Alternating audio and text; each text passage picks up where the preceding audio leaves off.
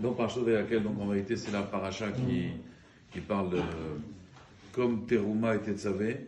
Seulement là, c'est la mise en pratique, on va dire, du Mishkan. Qu'est-ce qu'on va mettre exactement? Là, avant, c'était la liste. Et donc, dans Parashat Vayakel, il y a marqué là-bas, Vaya, c'est à Kior Nechoshet. Ils ont fait donc on va dire, le lavabo, les robinets pour les Kohanim. Vet Kano Nechoshet. Et ils ont fait quoi? Bemarot Atzovot. Ils ont fait ça avec des miroirs. Alors, Rashi ramène un midrash. Benot Israël, donc les Benot Israël, Ayou Beyadam, elles avaient dans leurs mains Marot, donc ces miroirs-là, Sherot Baem, que chez En Mitkashtot, donc quand elles se maquillaient, Ve'af Otam Lo Yigvu Milavi Il Envat Mishkan, même ça on n'a pas empêché d'amener ça au Mishkan, et au contraire, Vaya Moshe Moes Baem. Moshe Rabbeinu, quand il a vu ça, il était Moes Baem, ça veut dire il était dégoûté de ça. Et il a dit Mipnei Shasum Le Yetzerara. Et comment tu m'amènes des miroirs avec lequel elle se regarde dans la glace? Moshe Rabbeinu, il a dit, ça c'est dégoûtant, on ne va pas amener ça au Mishkan. Et donc il a voulu refuser cette marchandise. Et quand il a voulu refuser, Amarlo Akadosh Baruch Hu, Kibel, reçoit ces miroirs-là. Ki Helu Havivin Alay Minakol. Ça, pour moi, ces miroirs-là, Havivim Alay Minakol. C'est plus important pour moi que tout le reste. Tout ce qu'ils ont amené, l'or, l'argent, les pierres précieuses, tout ça. Ça, ces miroirs-là, ça, ils sont hashuvim. Ça, tu les prends. Alors, Rachid explique pourquoi. Il dit parce qu'en réalité, c'est grâce à ça qu'on a sauvé le Ham Israël. Parce qu'on sait qu'en Égypte, Rachid ramène le Midrash, donc les Bnei Israël, ils travaillaient Beparer. Et donc, à la fin de la journée, ils étaient étalés comme ça sur le champ, ils étaient fatigués. Et les femmes, elles se faisaient belles, elles regardaient ce miroir. Et ensuite, la Gemara dans Maseret Sota, elle dit qu'elle ramenait 2 seaux, un qui était rempli d'eau, elle faisait chauffer, elle lavait son mari avec, l'autre, Hachem, il faisait un nes, il y avait des poissons, des petits poissons, et donc elle lui donnait à manger les petits poissons. Une fois qu'il avait pris des cochottes, elle le lavait, et après, avec le miroir, elle disait, regarde comment tu es beau, et ensuite, il désirait sa femme, et comme ça, le Ham Israël, il a pu continuer à pérenniser, et grâce justement à ces miroirs-là. Comme ça, Bémet Rachid explique. Alors, moi, j'ai pensé, en vérité, rajouter un petit peu.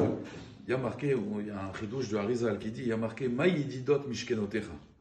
Maïdidot, on le dit à Mincha, Maïdidot Mishkenotecha. On sait que en hébreu, un ami, on appelle ça un Yedid. Yedid, c'est un ami. Maïdidot Mishkenotecha, Akadosh Baruch Hu, il dit, dans le Beth Amikdash, il y avait de l'amitié. Qu'est-ce que ça veut dire de l'amitié? Maïdidot, parce qu'en fait, un Yedid, c'est Yad et Yad. Quand 2 personnes se serrent la main, ils sont amis. Yad et Yad. Maïdidot, un Yedid, c'est la main et main. D'accord? Maintenant, on sait que Yad, c'est 14. 2 fois 14, ça fait 28. 28, c'est Koach. Quand il y a 2 Yad, quand il y a un Yedid, ça veut dire que c'est une force. L'union fait la force. Maintenant, Maïdidot Mishkenotecha, ça veut dire qu'en réalité, Akadosh Baruch Hu, qu'est-ce qu'il veut? Il veut un Mishkan. Mishkan, c'est quoi en fait? Ces femmes-là, quand elles se regardent dans la glace, en général, quand quelqu'un se regarde dans la glace, qu'est-ce qu'il voit? Il se voit lui-même. Ça veut dire qu'il voit ses droits. Elles sont arrivées à un niveau où quand elles se regardaient dans la glace, elles ne se regardaient pas elles.